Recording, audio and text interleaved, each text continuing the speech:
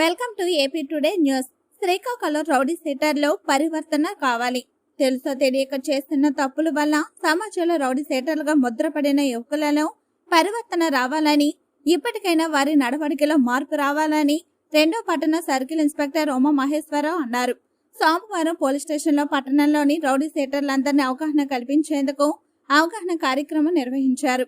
ఈ సందర్భంగా సీఐ మాట్లాడుతూ, వచ్చే ఎన్నికలలో శాంతి భద్రతలు విఘాతం కలిగించరాదని, అలా చేస్తే కఠిన చర్యలు తీసుకోవడం జరుగుతుందని, ఇప్పటికైనా ఎటువంటి ఇబ్బందులు లేకుండా మార్పు రావాలని సూచించారు. అందరూ సమన్వయంతో ఇటువంటి గొడవలు గాని, సంఘటనలు గాని, ఘర్షణలు గాని సృష్టిస్తే తీవ్ర చర్యలు ఉంటాయని, వాటిని పరిగణలోకి తీసుకుని రౌడీ షీటర్లందరూ మంచిగా మెలగాలని అన్నారు. ప్రజలకు అందుబాటులో ఉండేందుకు అన్ని వేళలా ఉంటామని, ప్రశాంతమైన వాతావరణాన్ని కల్పించేందుకు తమ వంతు కృషి చేస్తామని తెలిపారు.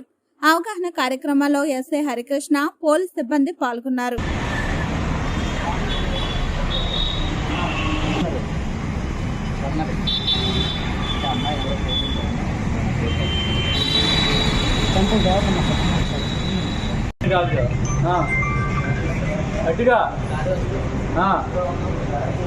వినపట్లేదు.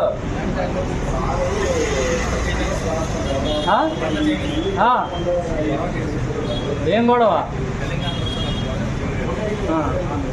చెప్పండి.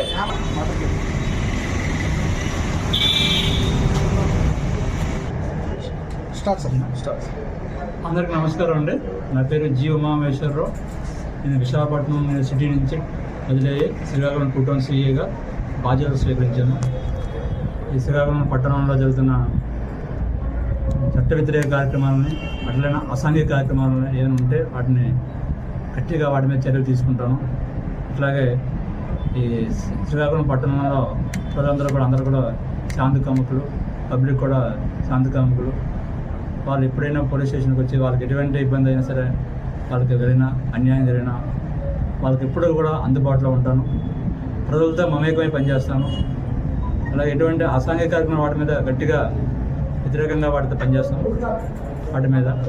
అలాగే ఏదైతే రాబోయే ఎలక్షన్స్ ఉన్నాయో ఆ ఎలక్షన్స్ని ఫ్రీ అండ్ ఫెయిర్గా ఎలక్షన్ జరిగేటట్టు కృషి చేస్తాను.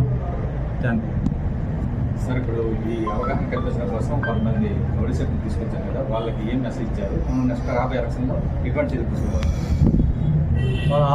వాళ్ళు ఇదివరకు వాళ్ళు వేరు వేరు ఇష్యూస్లో వాళ్ళు ఇన్వాల్వ్ అయినారు. అలాగే రాబోయే ఎలక్షన్స్లో వాళ్ళు ఎటువంటి కార్యక్రమాలు చేసినా సరే వాళ్ళ మీద గట్టిగా చర్యలు తీసుకోవడంతో వాళ్ళని పిలిచే వార్నింగ్ ఇవ్వడం అయింది. అట్లాగే వాళ్ళకి పరివర్తన చెందడం కూడా ఒక మంచి మాట చెప్పాం వాళ్ళకి. ఆల్రెడీ ఆ జరిగిన ఇష్యూస్ అయిపోయినాయి కాబట్టి వాటిని మీరు మంచి పరివర్తన చెంది మీరు మంచిగా వాళ్ళ ప్రజలతో ఉన్నారని చెప్పాము.